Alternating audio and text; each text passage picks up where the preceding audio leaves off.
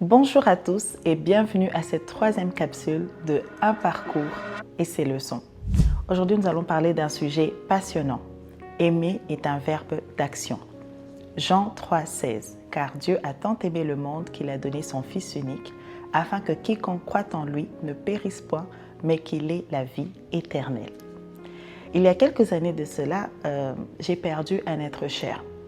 Et alors que nous étions en deuil, une grande amie à moi, elle se reconnaîtra, est arrivée chez mes parents les bras chargés.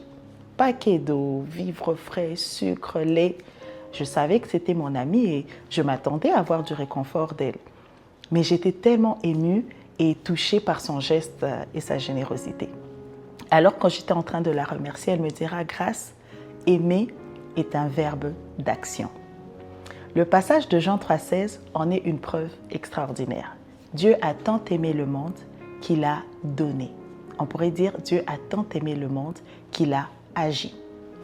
Voici comment l'amour de Dieu s'est manifesté envers nous. Dieu a envoyé son Fils unique dans le monde afin que par lui, nous ayons la vie. Et cet amour consiste non pas dans le fait que nous avons aimé Dieu, mais dans le fait que lui nous a aimés et a envoyé son Fils comme victime expiatoire pour nos péchés. 1 Jean 4, 9 à 10. Si je me limite à dire à mes enfants que je les aime, sans jamais agir en conséquence, ils seraient en droit de remettre en question cet amour que je dis avoir à leur égard. Cela m'emmène à nous poser deux questions. Comment aimons-nous Dieu? Dieu est tellement bon qu'il nous dit dans sa parole comment il attend d'être aimé de nous.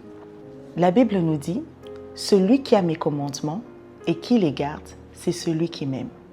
Celui qui m'aime sera aimé de mon Père et moi aussi je l'aimerai et je me ferai connaître à lui. » Jean 14, verset 21.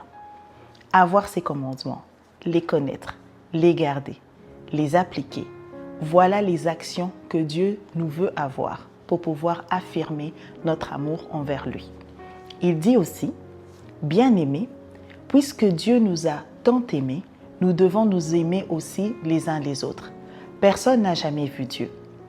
Si nous nous aimons les uns les autres, Dieu demeure en nous et son amour est parfait en nous. » 1 Jean 4, 11 à 12.